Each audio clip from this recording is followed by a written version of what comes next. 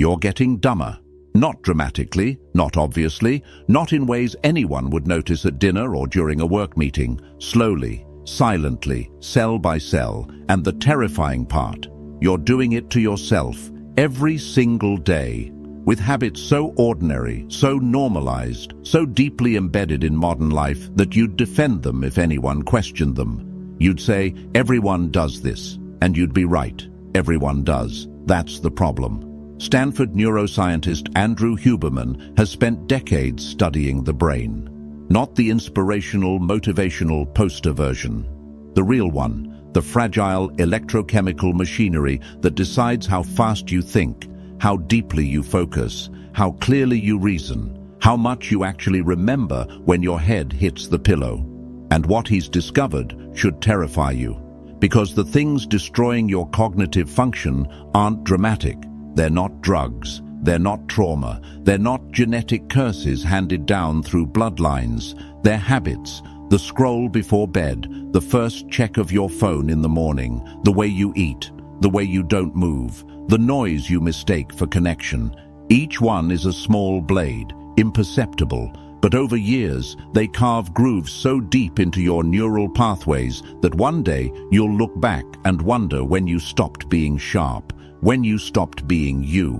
By the end of this, you'll understand exactly how your daily rituals are chemically rewiring your capacity to think. You'll see the invisible architecture of your own cognitive decline. And you'll have a choice. Keep pretending it's normal, or stop. Let's begin where it starts. The morning. Your eyes open. Before your feet touch the floor, your hand reaches for the phone. Blue light floods your retinas. Notifications stack like accusations. Emails, messages, headlines. Someone's curated breakfast. Someone's tragedy across the world.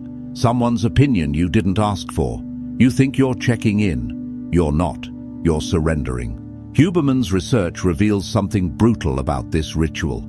In the first 90 minutes after waking, your brain is in a highly plastic state.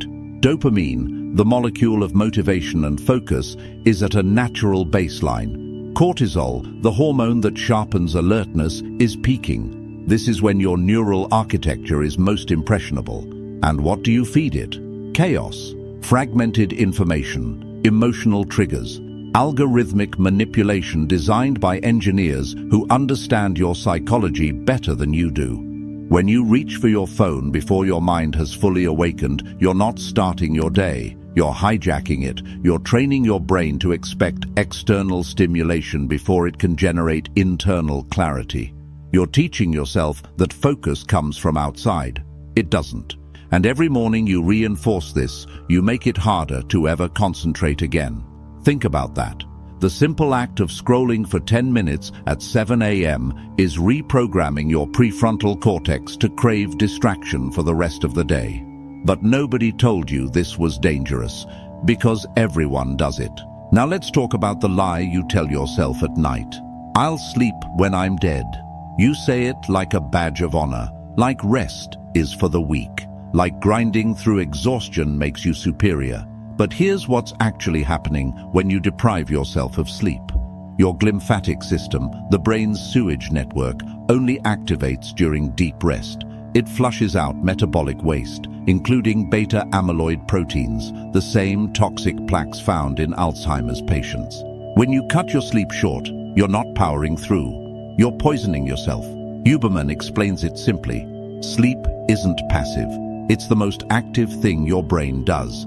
Memory consolidation, emotional regulation, synaptic pruning, all happen when you're unconscious. Skip it, and you don't just feel tired, you become cognitively impaired. Studies show that after 17 hours of wakefulness, your reaction time and judgment mirror someone legally drunk. After several nights of 5-hour sleep, your IQ measurably drops. Your ability to learn new information collapses. And the cruelest part, sleep deprivation damages your ability to perceive how impaired you are. You feel fine. You're not. You're operating at 60% and calling it functional. You're making decisions with the mental equivalent of a cracked windshield. And every day you repeat this, the cracks spread. But you're busy, you're important, you have things to do. So you sacrifice the one thing your brain needs to repair itself, and you call it ambition. Now here's where it gets darker. Let's talk about the drug you don't think is a drug.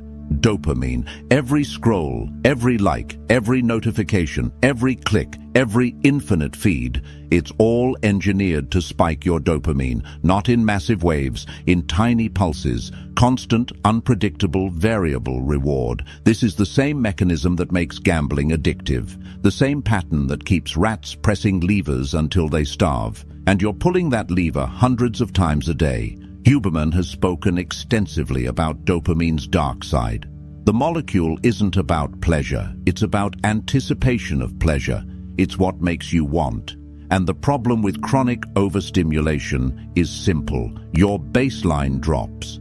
When you flood your brain with microdoses of dopamine all day, every day, the receptors downregulate. They become less sensitive. What once made you happy no longer moves the needle.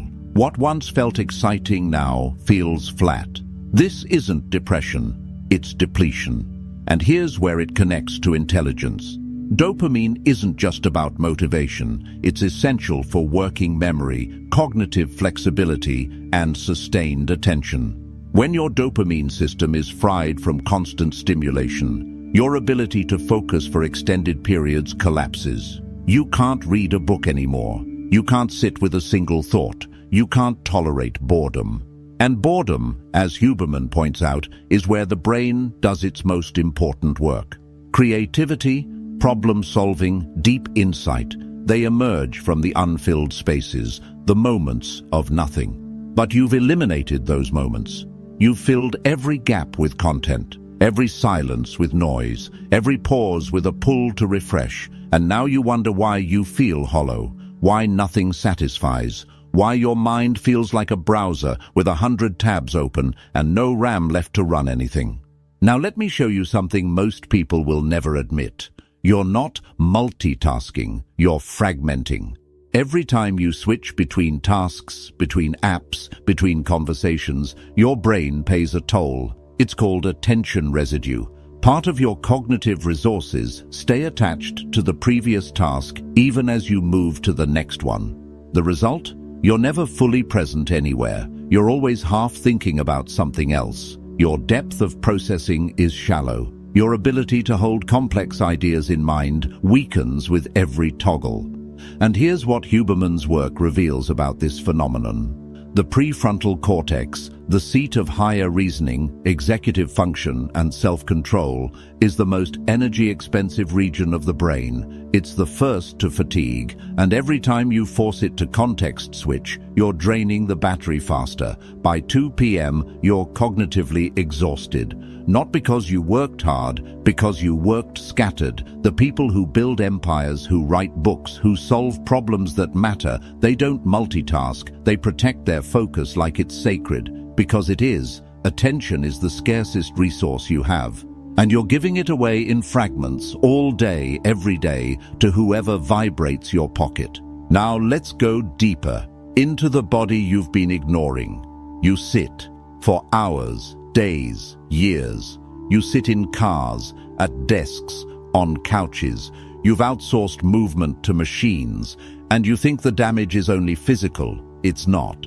Huberman's research connects physical movement directly to cognitive function.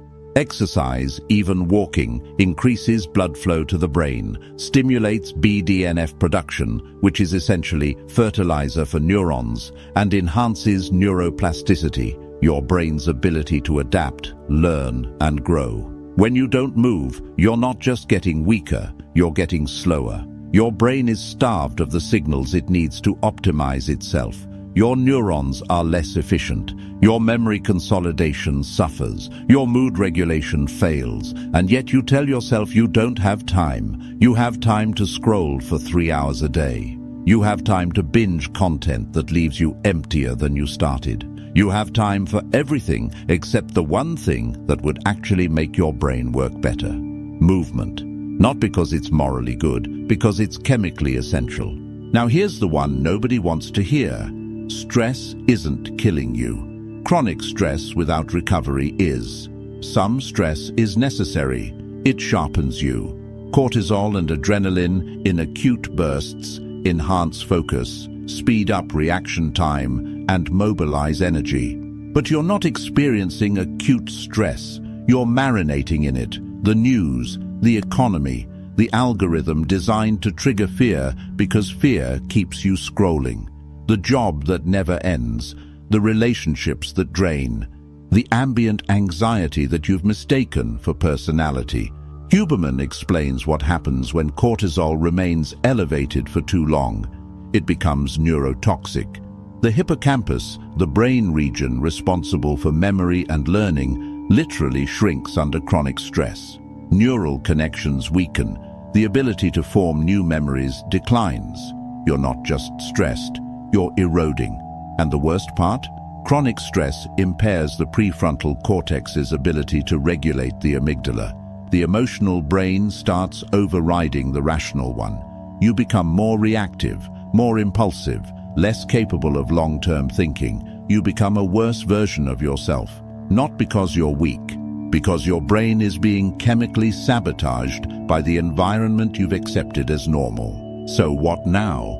Here's the uncomfortable truth. Knowing this changes nothing if you don't act.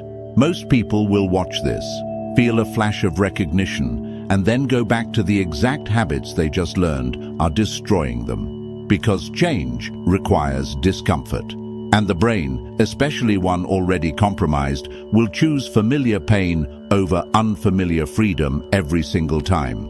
But you're not most people. Or at least, you don't have to be. Huberman's work isn't just about diagnosis, it's about protocol. Morning sunlight to reset your circadian rhythm, delayed caffeine to allow adenosine to clear, non-sleep deep rest to restore dopamine, deliberate cold exposure to build stress resilience, focused work blocks followed by genuine recovery. These aren't hacks, they're fundamentals, and they only work if you decide that your cognitive function matters more than your comfort, that your clarity is worth protecting, that your future self deserves a brain that still works. Here's what I want you to sit with. You are not your habits, but you become them. Every morning you reach for distraction instead of intention, you're voting for a weaker mind. Every night you sacrifice sleep for screens, you're casting a ballot against your future clarity, and those votes compound, day by day, year by year, until one day you realize you can't focus like you used to, can't remember names, can't hold an idea long enough to develop it. And you'll blame age, you'll blame genetics, you'll blame everything except the rituals you chose. But by then, it might be too late. Or you stop, today, not tomorrow, not after one more scroll, not when life gets easier, now. Because your brain is the only organ that can understand its own destruction, and that understanding is either power or condemnation, depending on what you do next. The habits don't care. They'll keep running with or without your consent. The question is whether you'll stay asleep while they dismantle you, or wake up. And if you're still here, still listening, still feeling that discomfort in your chest, good. That discomfort is the beginning. That's your nervous system realizing something needs to change. Don't numb it, use it. Because awareness without action is just sophisticated suffering. And you didn't come this far to suffer sophisticatedly, you came to wake up. So wake up.